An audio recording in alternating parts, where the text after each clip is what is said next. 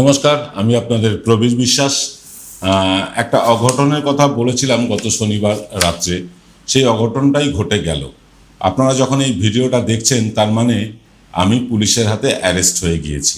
হ্যাঁ, একটি এফআইআর দায়ের হয়েছে আমার নামে গত 4/6/2026 তারিখে। লালবাজার থেকে আমাকে একটা চিঠি পাঠানো হয়েছে, এই তার চিঠি। আমাকে দেখা করতে বলা হয়েছে, যদিও চিঠিটি আমি হাতে পেয়েছি গত 6 তারিখে চিঠিটি হাতে পেয়েছি ঠিক বেলা 10টা 24-এ, এবং আমাকে দেখা করতে বলা হয়েছিল সেই দিনই 6 তারিখেই 11:30টার মধ্যে। বুঝতেই পারছেন 10টা 24-এ নোটিশ পেয়ে 1 ঘন্টার মধ্যে লালবাজারে আমি যেখানে থাকি সেখান থেকে পৌঁছানো একেবারেই অসম্ভব।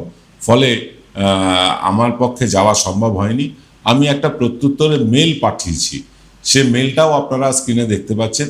এই মেলটি আমি পাঠিয়েছি যাতে বলা হয়েছে যে আমাদেরকে 14-15 দিন সময় দেওয়া হোক, এভাবে 1 ঘন্টার মধ্যে আমরা পৌঁছতে পারছি না। যদিও তার উত্তর কি আসবে না আসবে জানি না, কিন্তু অনুষ্ঠানটা রেকর্ড করে রাখছি একটাই কারণ এটা সাইবার অপরাধের ধারায় আমাকে গ্রেফতার করা হয়েছে। কতদিন জেলে থাকতে হবে আমি জানি না, তবে এনকে ডিজিটাল বন্ধ হবে না, এনকে ডিজিটাল চলবে। আপনাদের শুভেচ্ছা, দোয়া, ভালোবাসা, আশীর্বাদে এনকে ডিজিটাল অনেকটা পথ পেরিয়ে আজ 5 লক্ষের ওপরে সাবস্ক্রাইবারের গণ্ডি পার করে গিয়েছে, এবং এনকে ডিজিটালের ফেসবুক পেজও প্রায় 50,000 ছুঁই অল্প দিনের মধ্যে। ফলে এনকে ডিজিটাল তো বন্ধ হবে না, আজ না হোক কাল বিচার তো পাবই।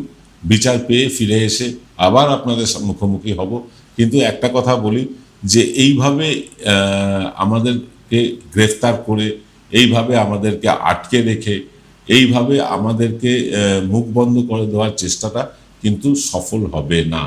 আমি জানি আমার আইনের ওপর সম্পূর্ণ বিশ্বাস, আস্থা, ভরসা সবই আছে, সুবিচার তো পাবই।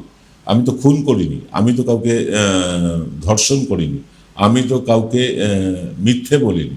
হ্যাঁ, আমাদের কোনো অনুষ্ঠানে কারোর যদি কোনো আঘাত লেগে থাকে সেটা নিঃসন্দেহে আমাদের কাছে লজ্জার, এবং ক্ষমা প্রার্থনাও করছি আমরা। কিন্তু আমরা কাউকে বিলো দ্য বেল্ট অ্যাটাক, কাউকে ব্যক্তিগত আক্রমণ কখনো করিনি।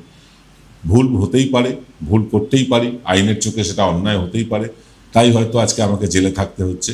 জানি না কতদিন থাকতে হবে জেলে, এবং এই জেল থেকে যদি ফিরে আসি তাহলে নিশ্চয়ই আপনাদের সাথে আবার দেখা হবে এনকে ডিজিটালের পর্দায়, মানে ইউটিউবে, আবার এনকে ডিজিটালের ফেসবুক পেজেও। আমরা যেভাবে আমাদের অনুষ্ঠান চলছে আমাদের চলবে, হয়তো আমি থাকবো না, সেক্ষেত্রে অনুষ্ঠানের সংখ্যা কমে যাবে নিশ্চয়ই, কিন্তু অনুষ্ঠান বন্ধ হবে না। এবং আপনাদেরকে বলি, যেভাবে আপনারা ফেসবুক পেজে রোজ আপডেট পাচ্ছেন, সেই আপডেটগুলো নিয়মিত পেতে থাকবেন। কিন্তু আমার সাথে আপনাদের আর দেখা হবে না যতক্ষণ না সুবিচার পেয়ে ফিরে আসছি।